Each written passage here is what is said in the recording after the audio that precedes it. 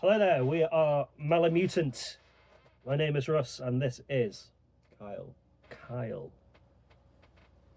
So we're here to talk about our debut album, which is called This Time It's Personal. This time was the time that it was personal. Yeah, last time, not so personal. No, it wasn't personal before, but now. This time it's personal. It is personal. So yeah, what we're going to do is we're going to go through each track one by one and tell you at home what they're about. Let's do it. All right. Track one, as per my previous email. So, as per my previous email, is a very angry song. Yeah, we definitely opened the record with the angriest song on there. Definitely the most passionate, I feel, because it's something we can all get angry about, I think. Yeah, so it's obviously about a workplace situation where you have explained something very clearly to a colleague and they have retorted with a question which you've already answered or something similar to that. Yeah, it's I think like the phrase "as per my previous email" is like something you say to people when like all communication's broken down. Like I think it's like the most non-fireable version of "you are a fucking idiot. I don't know how you dress yourself. Why are you here? Who let you in the building? And please die."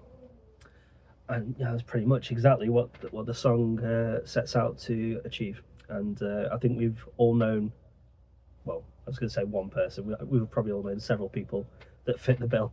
I'm sure the people at your workplace that you would love to tell to fuck off. Fuck those guys. Next one, track two, I Know What You Want. I Know What You Want. So I guess this is about getting older in a way. Yeah, like a lot of the tracks on here, there's definitely a theme of we ain't cool anymore. We ain't young and hip and down with the kids. We're not in our teens or 20s anymore. No. Not even our early 30s. No.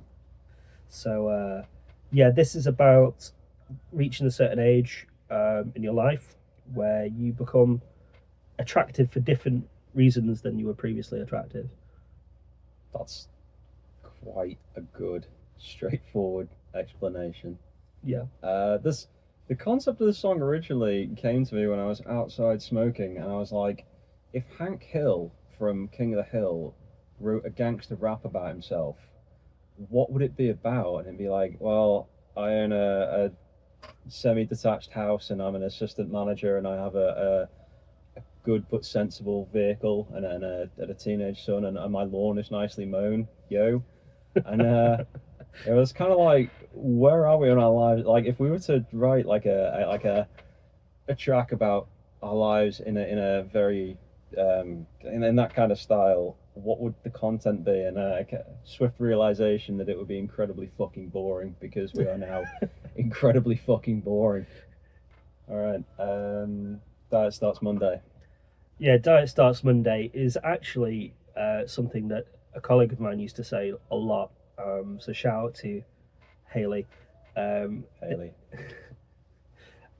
She quite often would say Diet Starts Monday. And basically it's just, when you want to get in shape, you want to cut down on the food, cut down on the drink, to go to the gym. But a lot of things in life get in the way and you can't really be bothered. And also, if you fuck up a little bit, obviously the obvious thing to do is to start again straight away. But quite often what you do is you go, oh, it's Tuesday, I've fucked up my diet already this week, I'll start again on Monday, and then you've got the whole rest of the week to do what you want. That's it. Like, how many pizzas and how much wine can you get through in a week at that point? Yeah, you got to challenge yourself. You got to climb that mountain. Exactly. I mean, if you're not starting your diet again until Monday, that means you've got nearly a week to fuck yourself up. If you're going to be doing a lot of exercise, you need to get all those carbs when you're ready to go, ready for you to burn off. So post-pandemic, this one, this is from the heart. This one. Yep. Yeah, this is about how during lockdown, that thing that happened, which was like 6 years ago now, 6 years ago. Yeah. A lot of things had to change for the safety of humanity, and you didn't really see people anymore. You had to go online and do those weird little Discord parties and whatever, if you wanted to socialise. But at the same time, there was a lot of solace to take in the sudden quietness of everything.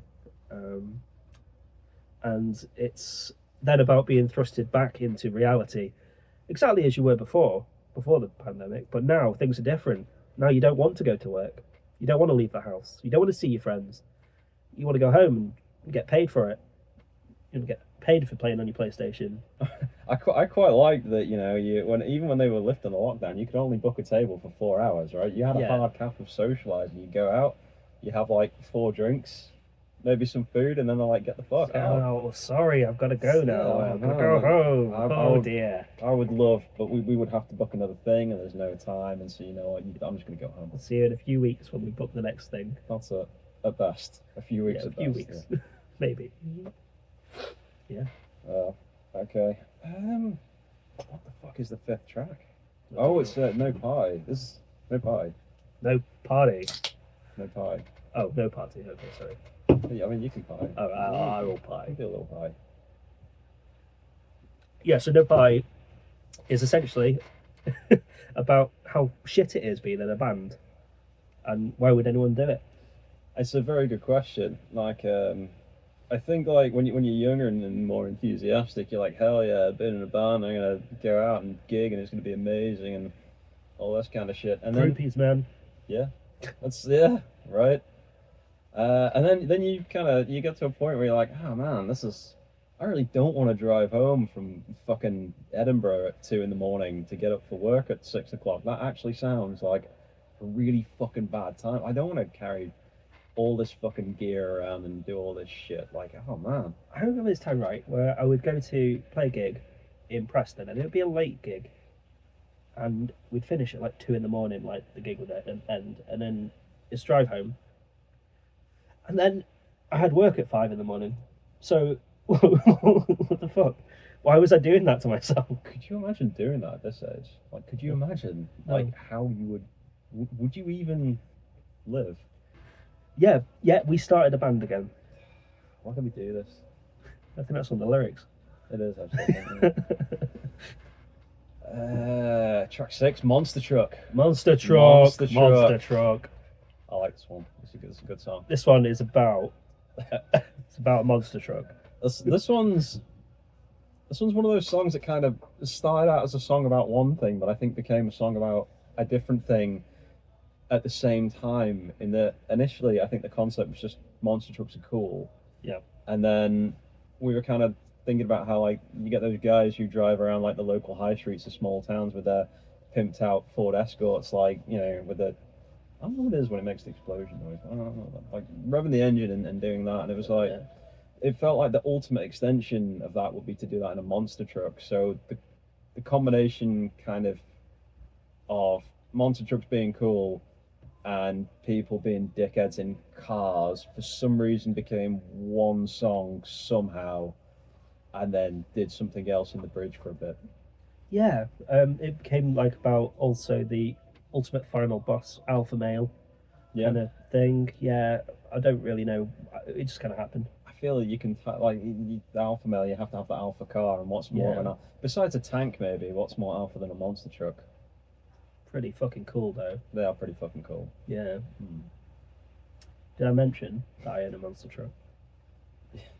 You know what? I think it comes up in the song once or twice. Yeah. Cool. Sick. Hell yeah. What is track 7? Is that? I think that might be Speed Failing. I thought it was 8. Was that 8? Oh, was it Great British Nonstop? Yeah. Oh yeah. Okay. Track whatever number on the Great British Nonstop. Do you want to start this one? Sure. This is a very short, angry punk song that's just kind of probably simultaneously one of the silliest sounding by title, but also probably one of the more serious ones on the record, where it's just kind of harrowing and a little bit impressive just how many celebrity pedophiles we seem to have in the UK. Like the BBC is a fucking like I don't know what do things grow from? Garden? It's a garden. It's a garden. The BBC It's the Blue Peter Garden. The BBC is the Blue Peter Garden. Pedophiles, where pedophiles grow. Well, Yeah. might have to cut that bit. Sorry, Blue Peter. Sorry, but yeah. Or any of them from Blue Peter. I don't know. Some of them must have been. Anyway, It was the dog. Dog nonce. Not a dog nonce. I was going somewhere with this. Anyway, the idea of the Great British Nonce-Off was like, what if you got all of them somehow resurrected or in some kind of state of limbo somewhere, and they had like a massive cage fight to determine who was like the biggest celebrity sex offender. Yeah. I just had this random thought based off that. You remember Celebrity Deathmatch with the? I think that's partly where the idea came from. Oh, really? Cool. Yeah. So they got bored of animating the clay, and now they've got AI to do it. That would have been a great episode of Celebrity Deathmatch. Just all the British pedophiles.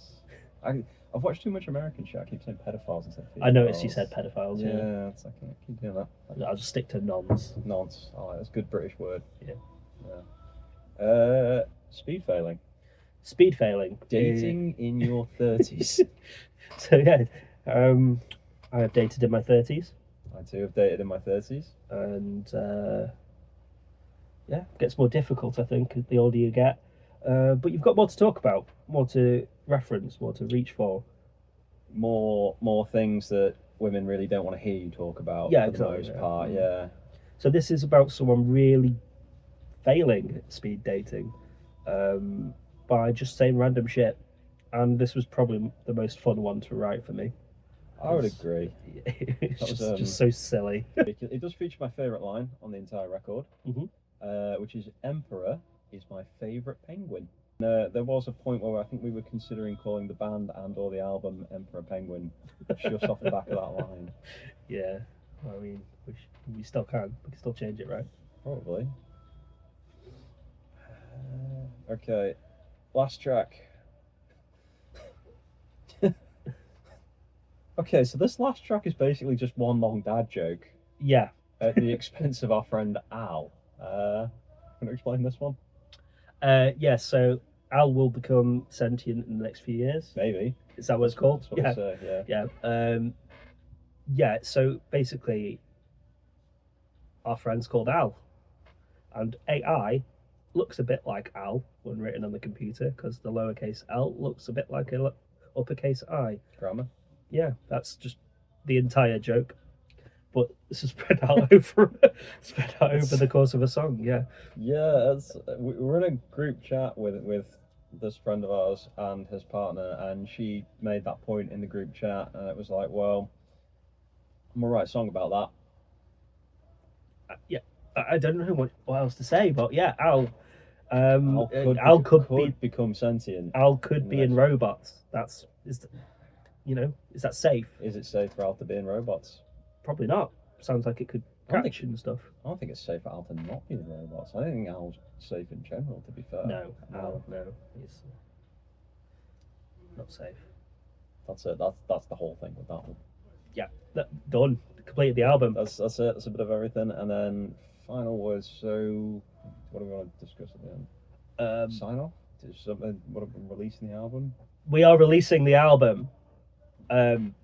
This time it's personal. Malamutant. This time it's personal. Debut album. The last time, no, but this time. This time it's personal, and that is releasing on the 31st of July on Spotify and iTunes and all those things, and you can get it from Bandcamp, and you can pre-order it from Bandcamp right now for a measly £1 or something. It was the lowest we could set it to because they wouldn't let us make it free and do pre-orders. That's true. And we have to do pre-orders. Yeah. I feel like we should have just held the thumb up for like a really long time, like forever. It's okay. I'll just freeze frame it.